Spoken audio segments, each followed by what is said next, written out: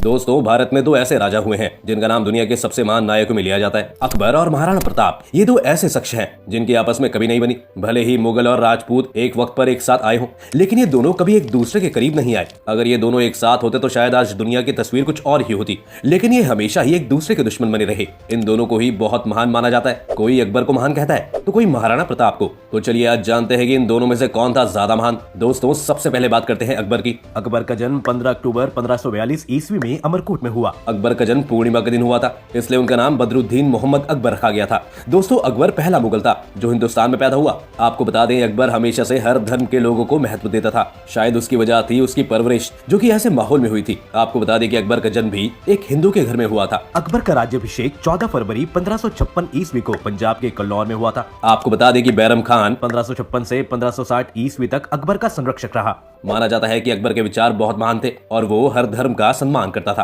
अकबर का मानना था कि सभी धर्म एक साथ हो और उसने इसके लिए दीन इलाही की स्थापना भी की थी। ऐसा कहा जाता है कि अकबर ने गैर मुसलमानों को, यानी कि जो लोग मुस्लिम नहीं थे, उन लोगों को भी इस्लाम धर्म को अपनाने के लिए मजबूर नहीं किया था। यहाँ तक कि अकबर ने गैर मुसलमानों पर लगने वाले जजिया कर को भी समाप्त कर दिया था। अकबर जल्दी इस बात को समझ गया था कि हिंदुस्तान में अगर मुगलों को रहना है तो यहाँ के तौर तरीके, रिवाजों, राजपूतों से दोस्ती, ये सब उसे करना होगा। उसने राजा मानसिंह को अपना सेनापति बनाया। अकबर ने अपने धर्म के अलावा कई धर्मों की औरतों को मिलाकर 30 से भी ज्यादा शादियां की थी, लेकिन अकबर की सबसे ज्यादा चर्चा में रहने वाली पत्नी एक हिंदू थी जिनका नाम जोधाबाई था। ये एक हिंदू धर्म की राजपूत राजकुमारी थी। ये आमेर के राजा भारमल की बेटी थी। राजा भारमल ने अकबर की अधीनता को स्वीकार करते हुए अपनी बेटी की शादी अकबर से करवा दी थी। अकबर एकमात्र ऐसा राजा था जिसके दरबार में 9 गुणवान दरबारी थे, जिन्हें की नवरत्न के नाम से भी जाना जाता है। उसमें राजा मानसिंह भी थे जो कि जोधाबाई के भतीजे थे। इसके साथ ही अकबर के दरबार में तानसेन, बीरबल जैसे लोग भी थे जिनकी कलाओं और उनके किस्से कहानियां आज भी सुनने और पढ़ने को मिलती हैं। कहा जाता है कि बीरबल और तानसेन भी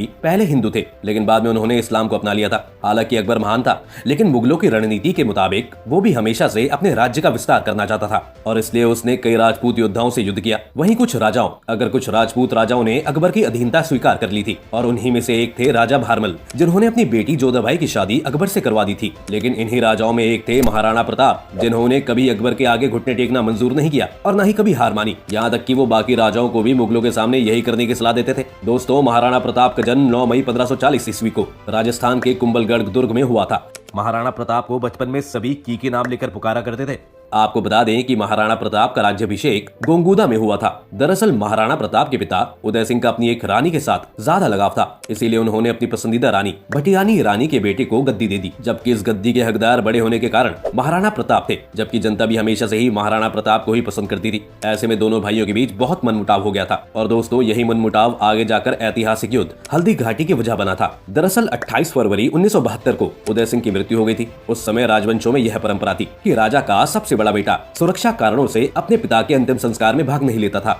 महाराणा प्रताप भी अपने पिता के अंतिम संस्कार में नहीं गए, लेकिन उस अंतिम संस्कार से उदय सिंह का एक और बेटा गायब था और वो था भटियानी रानी का बेटा जगमाल सिंह। ग्वालियर के राम सिंह और महाराणा प्रताप के नाना आखिराज सोनगरा को पता चला कि जगमाल महल में है और उनके अभिषेक की तैयारी चल रही है। दोनों राजमहल पहुंचे और जगमाल को गद्दी से हटा दिया। महाराणा प्रताप का राज्याभिषेक कराया गया, लेकिन तब तक जगमल सिंह नाराज होकर बादशाह अकबर के पास चला गया और बादशाह ने उसको जहाजपुर का इलाका जागीर में प्रदान कर अपने पक्ष में कर लिया। इसके बाद बादशाह ने जगबल सिंह को सिरोही राज्य का आधा राज्य दे दिया। वहीं उन दिनों अकबर में अपने शासन क्षेत्र को बढ़ाने के लिए राजपूत क्षेत्रों पर अपना कब्जा कायम करने की योजना बना रहा था। अकबर उस समय काफी शक्तिशाली शासक बनकर उभर रहा था, जिस कारण राजस्थान में लगभग कई राज्यों ने मुगल वंश को स्वीकार कर लिया था। इस दौरान अकबर लगभग कई सालों तक महाराणा प्रताप को मुगल वंश स्वीकार करने के लिए पत्र या चिट्ठी भेजता रहा, लेकिन महाराणा प्रताप को मुगलों के सामने घुटने टेकना कभी मंजूर नहीं था। अकबर ने कहा कि वह बाकी राजपूत राजाओं की तरह उनके गुलाम बनकर जागीरदार के रूप में उनके लिए काम करते रहे, लेकिन महाराणा प्रताप को गुलामी पसंद नहीं थी और वो नहीं चाहते थे कि मेवाड़ किसी मुगल के हाथ लगे, इसलिए उन्होंने अकबर के दूतों को साफ मना कर दिया।